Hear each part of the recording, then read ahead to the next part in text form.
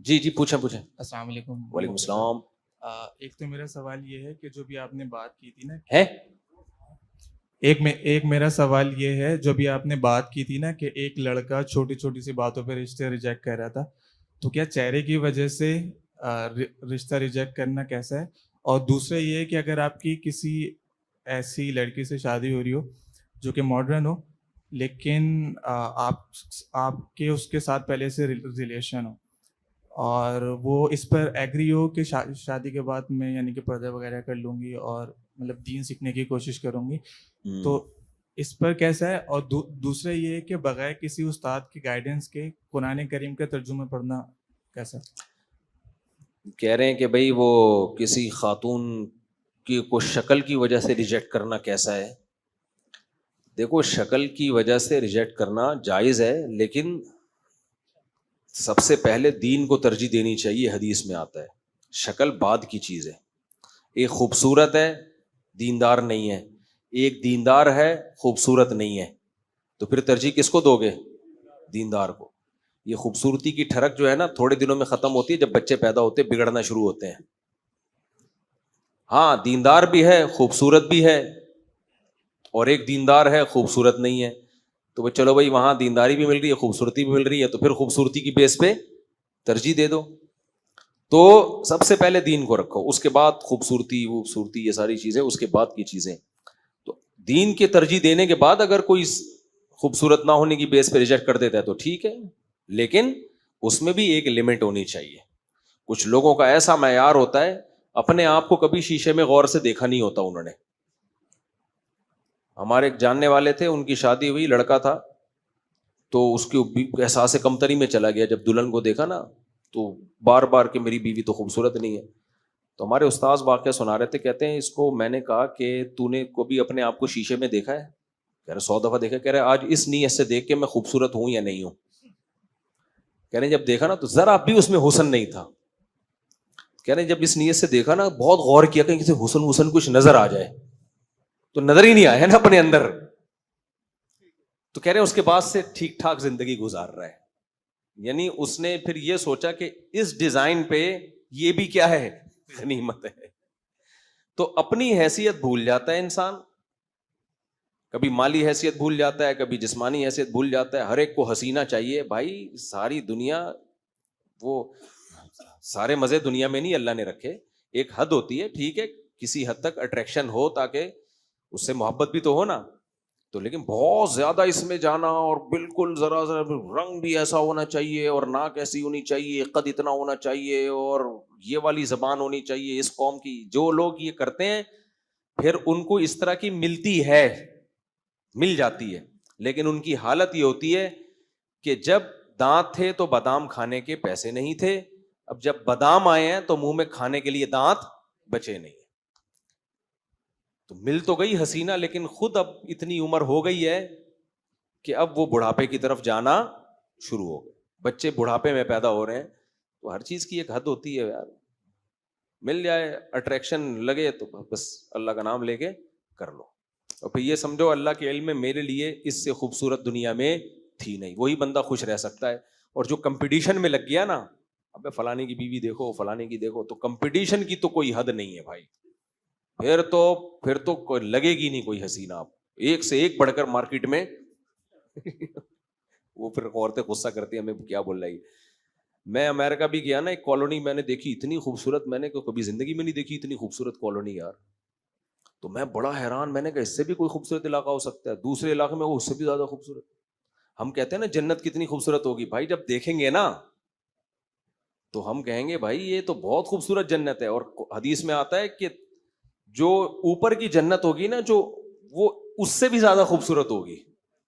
تو یہ خوبصورتی کی کوئی انتہا نہیں ہے. یوسف علیہ السلام اتنے خوبصورت تھے کہ آدھا حسن اکیلا یوسف علیہ السلام کو دیا گیا تھا. تو اگر کمپٹیشن میں لگ گئے نا، باقی لوگ کہتے ہیں امریکہ کی خوبصورتی کی تعریف کر رہا ہوں، اتنے خوبصورت گھر کے باہر سے خوبصورت ہے، اندر کی صورت حال تھوڑی تمہیں بتا رہا ہوں میں. گھروں کی اندر بھی میں گیا ہوں، گھروں میں اندر جاؤ گے آدمی کہے گا باہر ہی اچھا تھا میں. اتنی وحشت ہے نا، اتنی. بڈھا ہوگا بیچارہ پڑا ہوا ہوگا، کوئی پوچھنے والا نہیں. ایک یا بڈھی ہوگی اتفاق سے کہیں کہیں بڈھا بڈھی دونوں ساتھ نظر آ جاتے ہیں. بچے بچے تو ہیں ہی نہیں. ابے اس سے ہمارا انڈا موڑ کا گھر 1000 گنا بہتر ہے یار. گھر میں بچے تو ہیں, گھر تو ہے, لوگ تو ہیں, پبلک تو ہے. وہ تو پبلک ہی نہیں ہے تو دیواریں کھا رہی ہیں, تو گھر کا کیا کرنا ہے ایسے گھر کا. ایک کو تو میں نے ولاگ بھی بنایا, کتا لے کے جہاز میں جا رہا ہے. ابے کتے کی سیٹ کیسے مل گئی جہاز میں تجھے؟ کتا ہی اتنا, ہمارے غریب پاکستانی سے تو کتا اچھا ہے بیچارہ. اس کو تو پتا یہ چلا, اس سے ہم نے انٹرویو لیا تو وہ کتے کے اوپر نا ٹیگ لگا ہوا تھا. ٹیگ یہ تھا ایموشنل کر کے آگے کچھ, کہ اس کو خصوصی اجازت دی جا رہی ہے اپنے مالک کے ساتھ جہاز میں سفر کرنے کی. سیٹ پہ آدمیوں والی سیٹ ملے گی اس کو. ہم نے پوچھا یہ خصوصی کیوں؟ تو اس نے کہا میں نے بھائی اپلیکیشن دی ہے کہ میں اس کتے کے بغیر نہیں رہ سکتا, اتنی دیر بھی نہیں رہ سکتا کہ کتے کو کسی اور ڈپارٹمنٹ میں بٹھا دو, کتا اسی کی سیٹ پہ بیٹھے گا, میں نہیں رہ سکتا. پھر ہم نے ان سے پوچھوایا, وہ اسپینش بول رہا تھا. میں نے کیسے پوچھو کیوں نہیں رہ سکتا؟ تو اس نے, گورے نے کہا میری کوئی اولاد نہیں ہے کیونکہ میں نے شادی نہیں کی, گرل فرینڈ تھی, تو اب میرا یہی ہے. تو میں نے کہا دیکھو ان کی بہو بھی کتا, ان کا داماد بھی کتا, ان کا پوتا بھی کتا, ان کی کا نواسا بھی کتا, ان کی نواسی بھی کتا. تین نکلنے لگا تھا. ساری محبتیں جو بیٹوں سے, بیٹیوں سے, بہوؤں سے, دامادوں سے, پوتوں سے, نواسوں سے چاہیے, جو ہمیں مل رہی ہوتی ہیں الحمدللہ, تو وہ ساری محبتیں یہ کس سے لے رہے ہیں؟ کتے سے. تو ان کا تو بیٹا بھی کتا, بیٹی بھی, پوتا بھی, پوتی بھی, بہو بھی, داماد بھی, سب کچھ یہی ہے. باپ دادا بھی نہیں ہے تو ان کا باپ بھی یہی, ماں بھی یہی. حقیقت بتا رہا ہوں, ساری محبتیں کس سے لے رہے ہیں؟ کتے سے لے رہے ہیں. سمجھتے ہو کہ نہیں سمجھتے؟ یہ ہے حال اس قوم کا, اور ہمارے مسلمان بھی اسی طرف جا رہے ہیں, چاہے وہ مذہبی بھی ہو. نسلیں روک روک کے بیڑا غرق کر رہے ہیں اپنا. تو یہ خوب سمجھ لو کہ یہ جو نسل روکی نا تو انجام. اچھا میں جب یہ وحشیانہ منظر دیکھ رہا ہوں وہاں پہ کہ یار یہ حشر ہے, اچانک فیس بک پہ کلپ آیا پاکستانی کسی اسکالر کا, وہ پوڈ کاسٹ میں نا, ڈاکٹر تھا کوئی, سوری اسکالر نہیں, ڈاکٹر لوگوں کو ترغیب دے رہا ہے, دیکھیں نسل روکنا بہت ضروری ہے. ایکچولی اس غربت مہنگائی میں بے لگام بچے نہیں ہونے چاہیے. ایکچولی خواتین پہ ظلم ہے کہ وہ آپریشن کروائیں, مردوں کو نسبندی کرنی چاہیے. میں نے کہا اصل کتا تو وہ نہیں بلکہ یہ ہے, جو یہ حالات دیکھ کے بھی کمبختوں کو عبرت حاصل نہیں ہو رہی ہے. تو میں نے اپنے ایک دوست ہیں لاہور میں, ان کو بھیجا, میں نے کہا یہ نمونے پتہ نہیں کہاں سے پیدا ہو گئے جاتے ہیں یار, جو ان حالات کو دیکھ کے بھی ان کو عبرت نہیں ہو رہی. وہی حشر جو ان کا ہوا چاہتے ہیں کہ ہمارے, کہہ رہے ہیں مرد کو چاہیے نسبندی کرا کے رکھے. تو انہوں نے بڑا اچھا جواب دیا, انہوں نے کہا اس کے ابا نسبندی کرانے بھول گئے تھے تو ایسے نمونے پیدا ہوتے ہیں. اس کا باپ یہ اگر نسبندی کرا لیتا تو یہ نمونہ پیدا نہیں ہوتا. تو یہ نمونے ہیں جو تمہیں بیڑا غرق کر رہے ہیں. ایک صاحب ہم ملے مجھے چند دن پہلے, حالانکہ اچھے بھلے نمازی ٹائپ کے آدمی ہیں, دیندار فیملی سے تعلق ہے. مجھے کہنے لگے دیکھیں مفتی صاحب ایکچولی میں تو اسی کا قائل ہوں کہ بچے نا اپنی آمدن دیکھ کے ہونے چاہیے, یہ نہیں کہ آمدن ہے نہیں بچے آئے جا رہے ہیں. تو میں نے کہا کہ چلے ایسا کرتے ہیں آپ ایک اچھا میں ان کو بتا رہا ہوں کہ جاپان میں بڈھی عورت کے واقعہ ہوا کہ مر گئی, لاش سے پتا چلا ہے, بدبو سے پتا چلا ہے کوئی مر گئی ہے. یہ نسل روکنے کے نتائج ہیں. اس کے بعد بھی یہ الفاظ کہہ رہے ہیں کہ نہیں دیکھیں ایکچولی انسان کو اپنی جاتے ہیں پیسے کے حساب سے.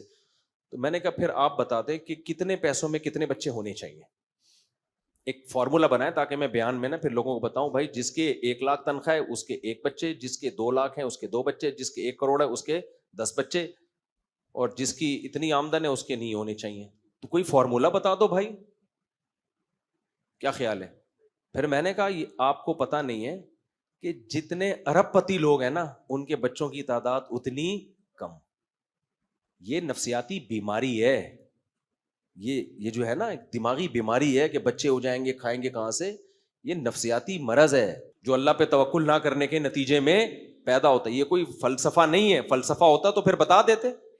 کیا خیال ہے بھائی کہ بھائی اتنی آمدن ہو تو اتنے ہونے چاہیے, اس سے کم ہو تو. ہم تو دیکھ رہے ہیں جس کی جتنی زیادہ آمدن ہے بچوں کی تعداد اتنی کم ہے. اس کا مطلب یہ ہوس ہے, یہ دنیا کی محبت ہے.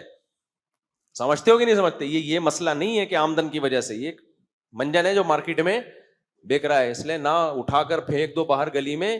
نئی تہذیب کے انڈے ہیں گندے, کیونکہ جب نسل روکو گے تو پھر بریکیں فیل.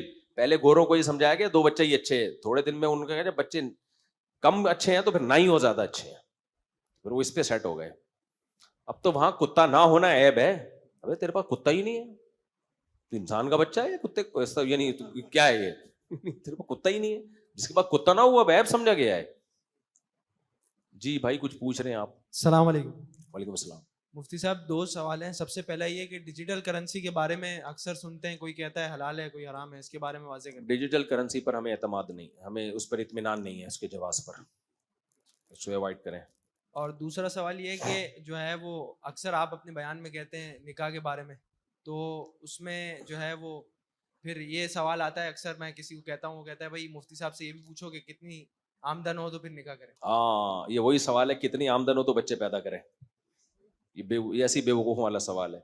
دیکھو نکاح آپ کریں, لڑکی والے خود فیصلہ کریں گے کہ آپ کی اتنی آمدن ہے کہ ہماری بچی آپ کے ساتھ رہ سکتی ہے, کیونکہ نکاح یک طرفہ کام نہیں ہے, 2 طرفہ ہے. ایسے بھی لوگ ہیں آپ ان کو پتا ہے کہ یہ نہیں افورڈ کر سکتا, پھر بھی وہ دے دیں گے. سمجھ رہے ہو, کیونکہ باپ کی آمدن آپ سے بھی کم ہوگی. تبھی اسلام میں غربت نکاح میں رکاوٹ نہیں ہے, مرد کے لیے, عورت کے لیے ہے, مرد کے لیے نہیں ہے. عورت اس بیس پہ ریجیکٹ کر دے کہ آپ کی آمدن کم ہے میں نہیں کر رہی, لیکن آپ کی آمدن کم ہے, عین ممکن ہے آپ کسی ایسی لڑکی کو پیغام بھیجیں کہ جس کے باپ اس سے کم آمدن میں 6 بیٹیوں کو پال رہا ہو, تو اس کے لیے تو آپ ہیرا ہیں. نہیں آئی میرا خیال ہے بات. ہمارے نبی کی تو سرے سے آمدن ہی نہیں تھی جب حضرت خدیجہ سے شادی کی ہے انہوں نے. وجہ کیا ہے کہ حضرت خدیجہ کے پاس مال تھا, انہوں نے کہا مجھے بھائی ایک ایماندار شوہر چاہیے جو میرے کاروبار کو سنبھالے. تو ذرا بھی آمدن نہیں تھی اور کیا ہو گئی شادی. کیوں؟ نبی کو ایک ایسا رشتہ مل گیا کہ جو آپ صلی اللہ علیہ وسلم کی صرف ایمانداری کی بیس پہ نکاح کر رہا ہے, تو آپ نے تو کوشش کرتے رہنا ہے. سمجھتے ہو, لڑکی والے آپ کی آمدن دیکھ کے انکار کرتے رہیں, جس کو ضرورت ہوگی وہ آپ کی کم آمدن میں بھی آپ کو دے دے گا, بلکہ ایسے بھی ہوں گے کہ وداؤٹ آمدن بھی آپ کو دے دیں وہ. تو یہ آپ کا ہیڈک نہیں ہے, یہ ہیڈک کس کا ہے؟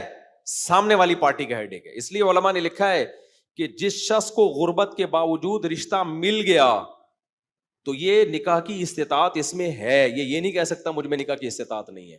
سمجھتے ہو؟